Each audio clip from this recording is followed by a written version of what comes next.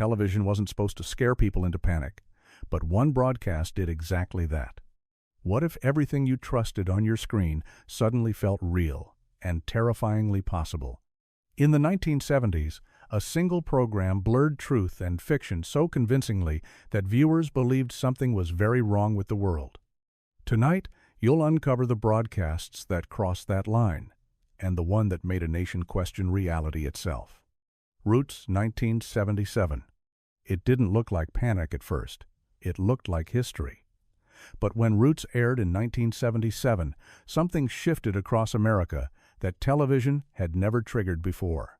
Families sat down expecting a drama, and instead witnessed brutality so raw, so unfiltered, it felt like the past had broken into the present. For many viewers, this wasn't storytelling, it was confrontation. Scenes of capture, separation, and dehumanization weren't softened. They lingered. They forced audiences to sit with discomfort that had long been ignored. Phone lines lit up. Conversations turned heated. In some homes, it sparked anger. In others, silence. Because what made Roots so unsettling wasn't fear of the unknown, it was the realization that everything shown had happened, and perhaps worse, that its impact never really ended. This wasn't a fictional nightmare you could escape when the credits rolled. It stayed with you. It followed you into conversations, into classrooms, into identity itself. For a nation used to television as escape, Roots became something far more dangerous, a mirror that people weren't ready to look into. Scared Straight, 1978. It wasn't horror. It wasn't science fiction. And that made it hit even harder. When Scared Straight aired in 1978, audiences didn't see monsters or conspiracies. They saw teenagers being taken inside Rahway State Prison and verbally torn apart by convicted inmates in a way that felt raw, chaotic, and deeply unsettling. The documentary was directed by Arnold Shapiro, narrated by Peter Falk, and became a major television event, later winning both an Emmy and the Academy Award for Best Documentary Feature. What made it so disturbing was not just the shouting, the threats, or the language. It was the feeling that television had stopped performing and started confronting. For many viewers, this was one of the first times broadcast TV felt truly unsafe, unpredictable, and morally abrasive. In some markets, stations even warned viewers about the explicit language before airing it. And that is why it belongs on this list. Scared Straight didn't cause supernatural panic or national hysteria in the same way as a hoax broadcast. It caused something quieter, but still powerful: public shock. It forced families to sit through something harsh, ugly, and impossible to ignore. The Nightstalker, 1972. At first glance, The Nightstalker looked like a simple thriller, a reporter chasing a killer through the shadows of a city that seemed to hide more than it revealed. But almost immediately, something felt different. The tone wasn't exaggerated. The world didn't feel stylized. It felt grounded. Real locations, real reactions, real fear. And that realism created a kind of unease that audiences weren't prepared for. At a time when the concept of serial killers wasn't widely understood, the film introduced an idea that was far more disturbing than anything supernatural, that evil could exist quietly, moving through ordinary spaces without being noticed. Not a monster from legend, but something human, something that could blend in. Viewers didn't walk away thinking about vampires. They walked away questioning everything around them. Streets that once felt familiar now felt uncertain. Strangers carried a different weight. Even silence at night felt heavier, as if something unseen could be watching, waiting. What made The Nightstalker so effective wasn't shock, it was possibility. It didn't overwhelm the audience with horror. The Super Bowl blackout, 1977. The Super Bowl is typically a celebration of sport, unity, and spectacle. But in 1977, it became the scene of something far more unsettling. During the broadcast of Super Bowl XI, just as the game reached its peak, a massive electrical blackout plunged parts of the stadium and millions of viewers watching at home into total darkness.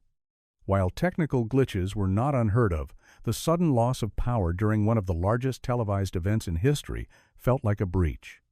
For millions, the blackout didn't just interrupt the game, it fueled a sense of unease. What began as an inconvenience spiraled into a moment of national anxiety. The broadcast was abruptly cut, and viewers were left in suspense, unsure of what was happening. The feeling of vulnerability was amplified by the fact that this was live television, a moment of uncertainty in a moment of shared national pride. Was this a technical issue, a terror threat, or something worse? The fact that no one could immediately answer only deepened the sense of panic. The Vietnam War documentary series, 1977. By the late 70s, the Vietnam War had already left a profound scar on American society, but the Vietnam War documentary series, broadcast in 1977, brought that trauma back to the forefront in a way no one had anticipated. The series wasn't just a recounting of events, it was a raw, unflinching look at the human cost of war.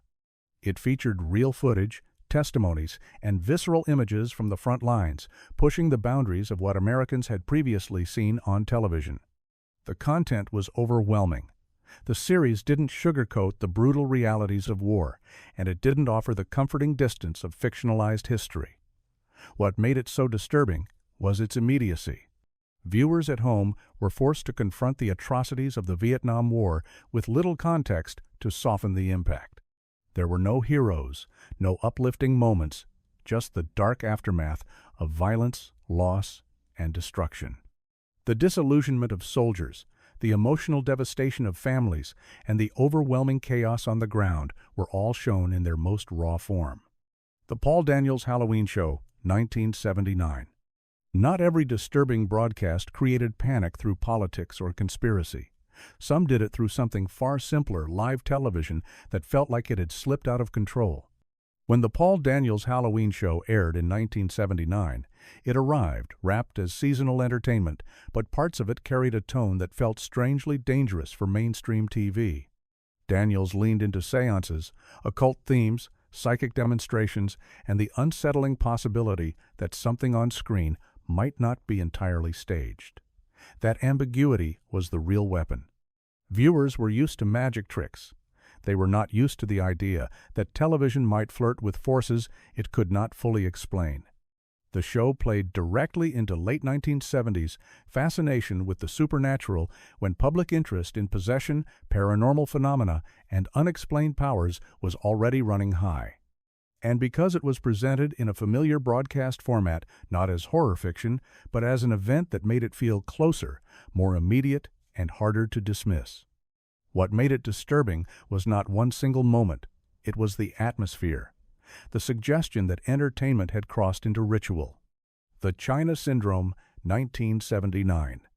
In 1979, an era where fears of nuclear disaster were already high, the China Syndrome seemed like just another disaster film, until reality caught up with fiction.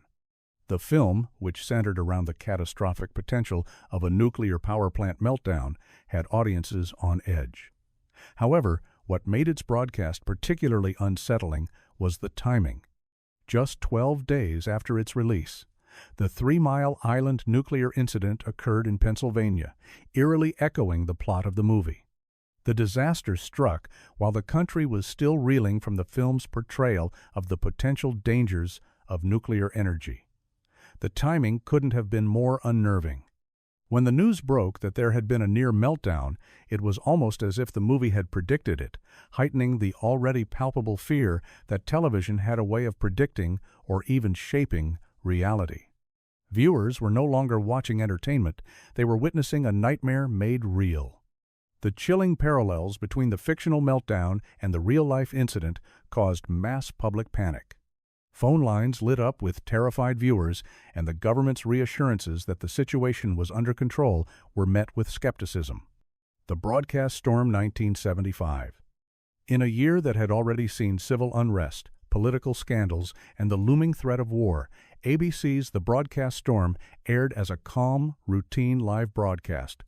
But things took a turn for the surreal when the network's emergency alert system malfunctioned during a primetime news program, broadcasting an accidental message about an incoming missile strike.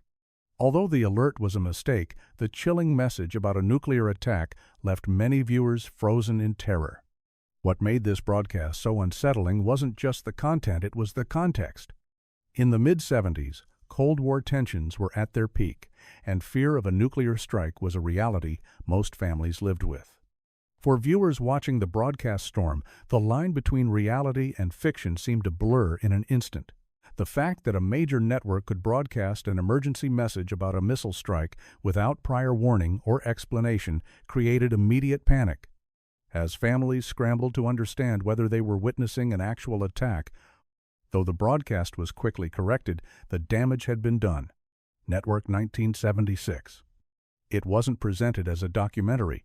It wasn't even pretending to be real. And yet, Network unsettled audiences in a way that felt disturbingly close to reality.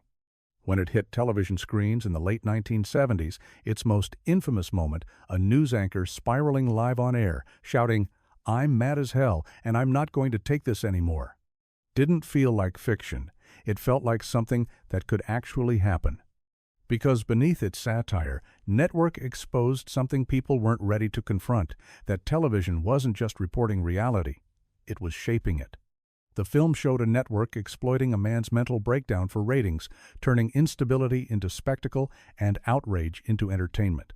And that idea hit harder than expected. Viewers weren't just disturbed by what they saw, they were unsettled by how believable it felt. The fear here wasn't nuclear war. It wasn't conspiracy. It was something quieter, more dangerous, the realization that the system itself might reward chaos. That truth could be manipulated.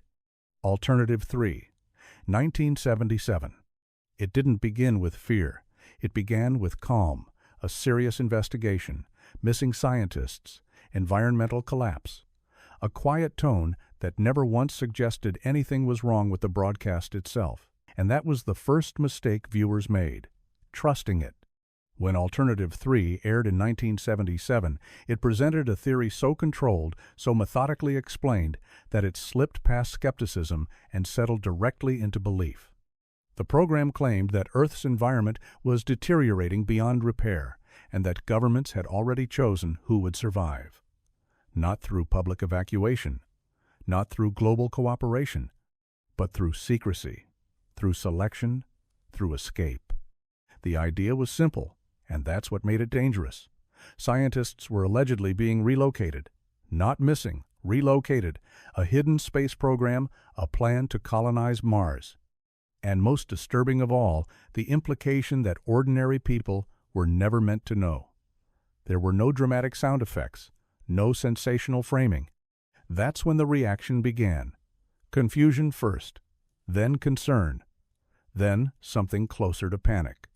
Phone lines lit up with questions. Some demanded confirmation. Others asked if it was already happening. Because the broadcast didn't just present an idea, it created a scenario where silence from authorities felt like proof. And in that silence, imagination took over. What you've just seen wasn't just television. It was a warning. A reminder that the screen you trust can shape fear, belief, and even reality itself.